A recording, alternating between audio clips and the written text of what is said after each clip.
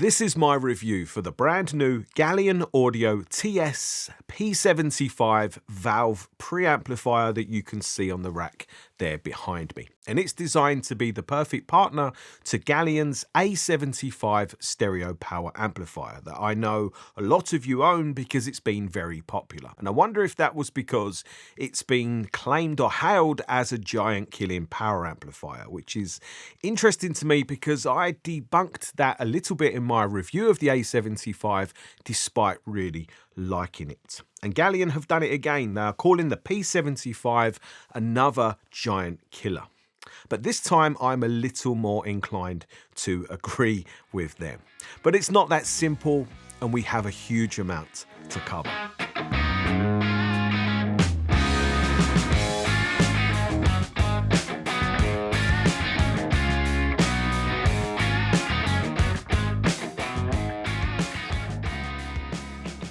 The Galion P75 is a simple hi-fi product by 2025 standards because it's just a preamplifier. It has no DAC in it, no streamer, no headphone amplifier, and actually it doesn't have a phono stage either. It's just a preamplifier, or really the correct classification would be a line stage. So that means it's designed to form part of a fully separate hi-fi system. I think it's a nicely built hi-fi product, but it has a relatively simple casework aesthetic, with just a few standout niceties, such as the engraved Galion logo and a few others. I do like the resistance or feeling of the volume knob. It's nice to operate with your hands. However, it's quite small. So if you're more of a fan of a big knob, you might be disappointed here. Story of my life. Round the back is a simple affair too. There are 4 line level inputs that are all single-ended, so no balanced inputs. And there are 2 analog outputs. Again, both are single-ended, so no balanced connections at all. There is a trigger out and a switch for the ground that has the option for noise reduction. I asked why do we need this, and I was told that with some systems and how they are connected together, it could create some eddy currents in the preamplifier that gets heard as noise. And there is a circuit implementation inside to solve this, and I had this issue in my system, and the noise reduction option fixed it, so it shows it works.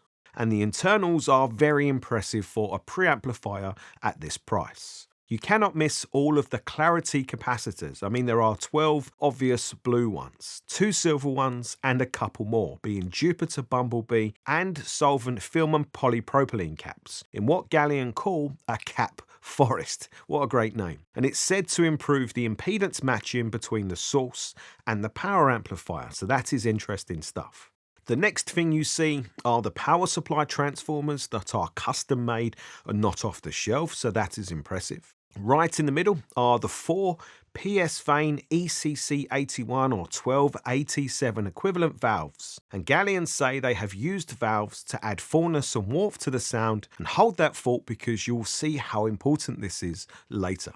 The last standout detail is the Japanese-made Alps potentiometer motorized volume control. And we all know these are legendary for a reason. The P75 costs $1,849 plus shipping and taxes, which seems reasonable to me. But here in the UK, it's fantastic. It works out to about £1,500 delivered to your door. That is a crazy good price considering what we get. In Europe, it's a touch more at €2,390. But all of these prices are very reasonable considering the build quality, the parts, but really the sound quality you can get.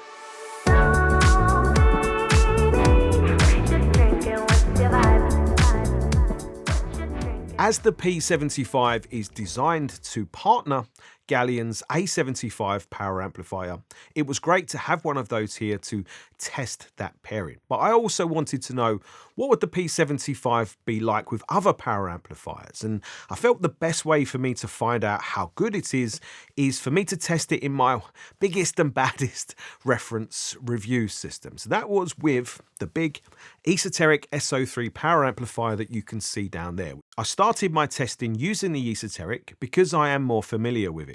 And I did get an instant sense of gratification from having the P75 in the system because the sound it's looking to create falls very much into my preference, with the first standout thing being the energy of the music. The Galion didn't dilute the intensity of the music in favour of smoothing it out or trying to soften it, and I like that personally. And the second thing that stood out to me was the bass of the P75 because it was very full and very solid. And that is really important for me because I listen to quite a lot of heavy hitting electronic music, and sometimes hi-fi products leave me feeling a little shortchanged in the bass department when they're trying to be too brutally neutral or just a little bit too polite. So that definitely wasn't the case here with the P75. There was a lot of really solid and good quality bass. But it wasn't just with electronic music that I noticed this. Listening to Brand New Day by Sting showed again how solid the bass is from the P75, and it gave this track a nice bold and full overall sound that helped me to feel the music on my body as much as in my ears, and I enjoy that more. I also found the P75 to be very detailed sounding. There was a lot of detail in the music right across the spectrum, top to bottom, but I noticed it mostly in the high frequencies because they seemed just a touch or just a smidgen elevated. And I don't mean exaggerated or brighter, just a little bit elevated rather than being softened or rolled off, and there is a distinct difference there.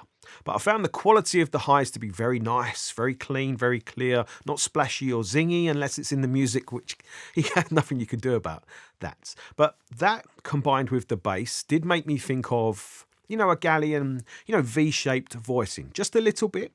And that voicing is intended to make music sound a little more exciting, but also to try and help with, soundstage, enhancing the soundstage a little bit. So with a song like Mockingbird, the cover version by Emma, her vocal was not set back. It was actually very much upfront and present, and it sounded very clear and a little crispy, showing the P75 can do vocals with a lot of clarity. And again, it's not looking to soften or make them sound syrupy to be overly warm. So this song sounded really very nice, and I would actually recommend this one to you to check out. It's a really interesting version of this song. There was a few things that stood out to me as maybe less good about the P75 in this system. The first one was there was just a little bit, a smidgen of an edge to the sound of music. And that made me think about musical refinement as maybe not being perfect here. The second thing was the timing of the music, which was very good in the main, very good. But on occasion, the timing would maybe lose composure here and there. So maybe the timing of the music was not perfect. But the big one for me was what I'm going to call like a sense of hollowness to the music. And what that did for me was just made me desire more of that valve warmth and fullness and lusciousness. And is it euphonic nature of valves and how that makes music sound very glossy. I was just desiring a little more of that. Now, interestingly, these are all attributes that I know are related to the valves in the P75 more than the P75 itself. And we will get to this, but this was also using it with an amplifier it was not designed to partner. So testing it with the Galion A75 was a little different. The first thing I noticed is what I'm calling the full realization of Thomas's V-shaped voicing and how that kept the music sounding lively and exciting in the highs and bass, but also helped to improve, to extend or exaggerate maybe, the sense of soundstage space and three-dimensional effects in the room. So that was instantly very gratifying. And I noticed instantly there was an obviously better system synergy between the Galion preamp power than with the esoteric. And I noticed that because that edge to the music that I spoke about before, that was now pretty much mostly gone. So of course that was an obvious improvement.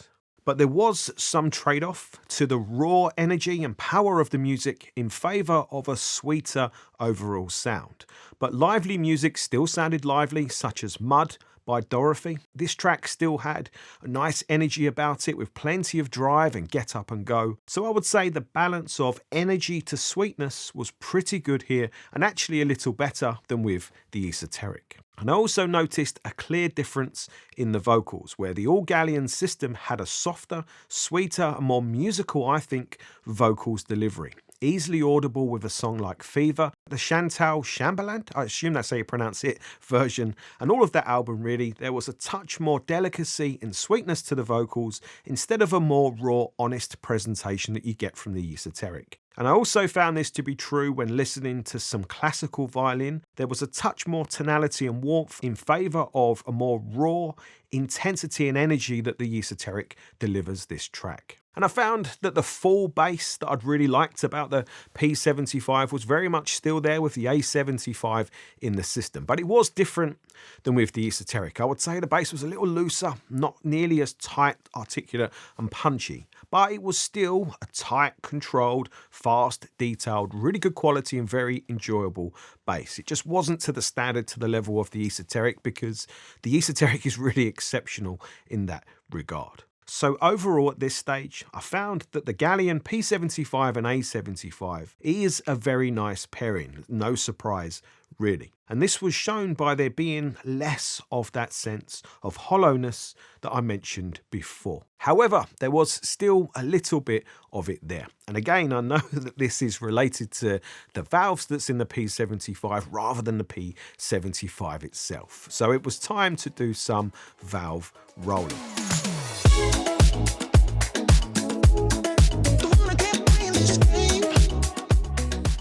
Now, I am definitely not what I would class as an expert, and I'm definitely not an engineer. However, I feel that probably it's fair to say that with most valve-based hi-fi products, the valves form a core part of that design. I mean, sometimes they're probably at the heart of that design. So it makes perfect sense that the valves that are used will massively affect the sound quality because they form an important part of that product's circuit.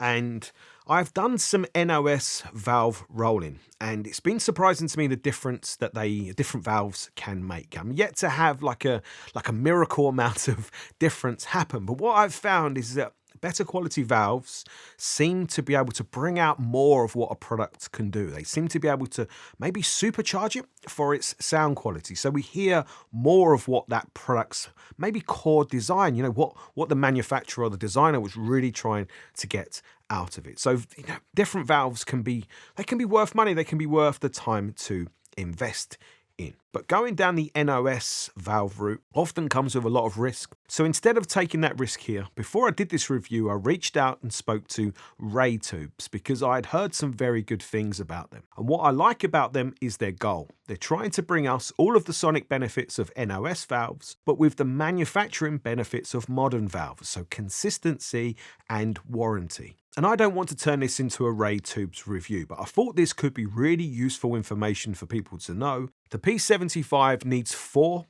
1287 equivalent, and Ray Tubes sent me their select 1287s, which is like their best version of a 1287, and a match pair of these costs £299, so the 4 that we need costs just under £600, and that seems like a lot of money to spend as an upgrade to a preamplifier that only costs around £1,500. But I would say don't look at it like that. Mostly because the Galion punches well above its weight, but it doesn't really work like that. But look, how much difference do they make? Well, I would say it's a painful difference for the first 48 hours. You definitely need patience. And by 100 hours, you're starting to hear what you paid for here in terms of a difference. And I would say try and not even listen to them if you can for a couple of days. But once they were running, the sound was a lot calmer, but also more exciting because the sound was more energetic, but also smoother. So of course, that was more enjoyable. And that means the edge to the sound that I mentioned before was gone. And the bass scale and power went up by about 3 levels or clicks, as did the fullness and richness of the music overall. So that was very interesting as a difference. And having more fullness and richness, of course, helps to soften off the music and make it more interesting. But I also noticed each individual instrument or elements within the music sounded more full, it sounded more three-dimensional, more holographic. So each instrument sounded a little more interesting, it had a little more character and stood out more. And by the time you add that up across the whole music, it's a more interesting overall listen. But the big improvement for me was that music now sounded much more, euphonic, much richer, and it had a lovely glossiness to it. And that's a really interesting thing to try and describe. But when you hear it, everything's just a bit more lovely and rich and glossy and just nicer to listen to. And that is the bit that I found addictive. That is the bit that kept me there listening for longer than I should. And I can give you a couple of really good music examples. Miles Davis' Milestone can be quite a strident sounding album, and you kind of want that raw edge to it because it keeps it feeling authentic, but I find it can become fatiguing after a while. But add some extra warmth and some character and some richness and some euphonic glossiness, and all of a sudden that stridency felt different. It hit me with a different emotion where the music made more sense to me because it felt even more authentic and much less jarring. But coming back to something more modern, the song Mockingbird again, there was a nicer and more rich vocal, a much more solid and powerful bass, and the music was richer and felt deeper, so I enjoyed it more, and it made that track more fun to listen to. And I could go on here with different tracks because I listened to so many, and the improvements was pretty much the same throughout. But I think it really boils down to one thing. The ray tubes in the P75 kind of just help it hit more of its performance potential. It brings out more of the intended goal of making the music sounding full and warm and lush, and that glossiness, man, that really is something lovely. But what that really does then, I think, is just elevate the potential of the P75 to make it more very high-end hi-fi system worthy. But I also tested the ray tubes with the A75 in the system, and pretty much everything I said before was true again, with one key difference. There was now more va-va-voom to the sound of the system. The energy that I spoke about before that so stand out about the esoteric power amplifier, there was now more of that from the A75. So it sounded much closer to the esoteric in that regard, but still with the little extra sweetness. So the better performing preamp was able to get more performance from the same power amplifier, and that I found very interesting. So do I think the ray tubes would be worth the extra £600? I think to some people, 100% yes, and you likely already know who you are. I think the sensible approach would be just start with the stock valves and see how you get on. If you're more than happy with them, then obviously keep your money in your pocket. What I was more interested to know is, what does a better valve bring out of the P75? Can you take its performance, to a different place, or can you extend its performance, make it any better? And 100% yes, you can. And I think the biggest takeaway from me from this testing was the better the preamplifier seems to perform, the better the power amplifier seems to perform as well. And that's the big interesting takeaway.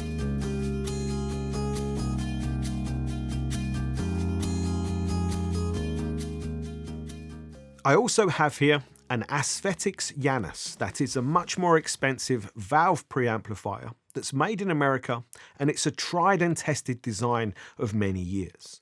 And I have the signature version here, which has better capacitors in it and more. And if you look at the internals, the Janus looks far more complex, but that's also because it has a phono stage built in, which is more than half of what you see. But it's clearly a fully dual mono design with separated channels left and right. And there is a version of this preamp without the phono stage called the Calypso, and that costs around £10,000. Remember, the Galion costs around £1,500. And to keep the testing as fair as possible, I put the best valves I had into both preamplifiers. I put my very best NOS Amperex 6922s that cost me more than £500 for a pair off of eBay into the Janus with some ray tubes 12AX7s, and then I put the 4 ray tubes 12AT7 into the P75 to give them both the best chance to shine. And the Janus does offer a lot more connections in and out, meaning I could have connected to it balanced, and that would have been best for it. However, for this comparison, it made sense to use the same cables, so that was RCA throughout. But the Janus definitely has a more clean, clear and open sound. But it also is quite a lot leaner in the bass compared to the Galion. So that makes it a more dry sounding preamplifier, although the bass is definitely tighter and probably more accurate. There is also a little more spatial clarity to the music, where instruments feel a little more separated, but I don't think there was necessarily any more detail in the music. It just felt a little more spaced out. Even though the overall soundstage size seemed about the same between the two preamplifiers. But of course, this might be a limitation of my room's smaller size. Do factor that in. So the Janus has more of a typical or atypical neutral palette, where it's not trying to add anything to the music. It's trying to be very neutral and very stay off the music. One thing I noticed about it is that it definitely seems to trade off energy and the intensity of the music for a softer, more smooth, more calm music delivery. Whereas the Galion has a more bold, more full, more rich, more dynamic, like lively, energetic sounding delivery. So there's a massive difference there in terms of the intentions of these preamplifiers, which shows the Galion definitely has some intended, character. But with that character to the Galion, there is definitely a little bloom to the music. It comes across as like a gloss to it. So you could say the Janus has the technically better sound. But did I enjoy listening to it more in this system I have here? And the answer is no. I actually preferred the Galion by some considerable margin. And that is purely because of balance and the way the Galion balanced in this system here, and what it added, really. It is adding, I think, to the sound in some degree, adding to it. But I like what it brought to the party. I like the liveliness. I like the energy. I like the big full bass. I like the way the vocals came through with a little bit of extra glossy character. And that kind of glossy, valvey, it's nice. I don't care if it's accurate or not. It's nice, and I enjoyed it. So the fact that the Galion was holding its own, adding something a little bit different, and the fact that I enjoyed it more in this system than a preamplifier that costs, multiple times as much. Like I said, it definitely punches above its price point.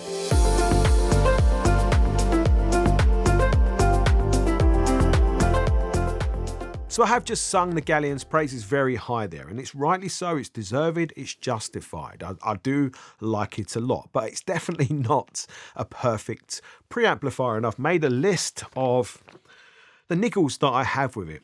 So number one is the remote control, because it's a nicely made metal remote control.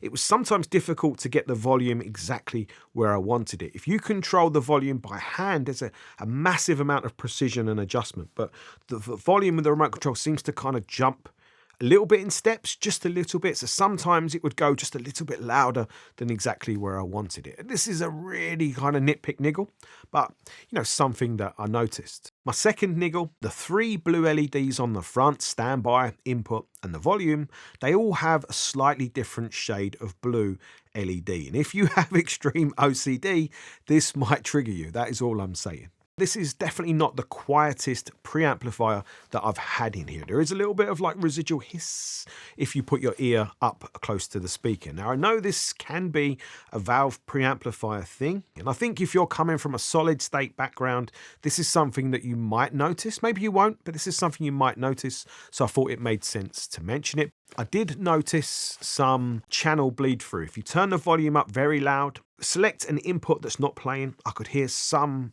channel bleed through. So the input channel separation is definitely not perfect. There are a limited set of connections, only 4 inputs. But I think the big one is that there's no balanced. That definitely could be a bummer for some people. There are no balance controls or no tone controls like we do get on the Galion integrated amplifiers. Is that really a negative? It wouldn't be for me personally, but if you rely on these for whatever reason, that's obviously not something that you're getting here.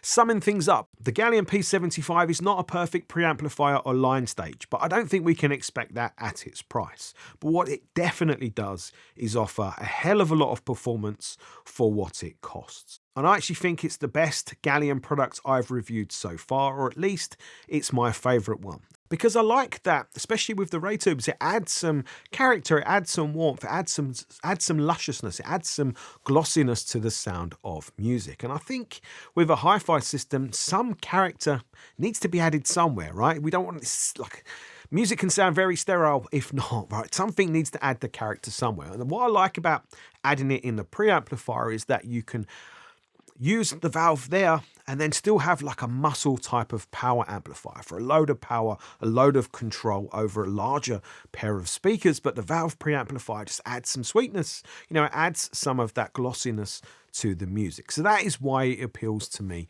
personally. But I think for those of you with a Galion A75 power amplifier, you're probably going to find it hard to get a better matching preamplifier than the one that's designed to go with it, at least for around the same kind of money. I mean, the two do work really well together. Thomas gets it. And I think what he's tried to do here is create a system that gives you quite a lot of the very desirable audiophile qualities like soundstage, like liveliness and excitement, but also the magical sweetness. There's a little bit of sweetness in there too that makes music sound more musical and more enjoyable. It's a nice mixture of all of those things without really breaking your bank too much, and that's definitely what he's achieved here. Like it's a very good sounding system, and I really like the P75. I think it's excellent. So I hope you've enjoyed this review. I hope you found it useful and helpful. If you have enjoyed it, hit that thumbs up button and subscribe to the channel to see more.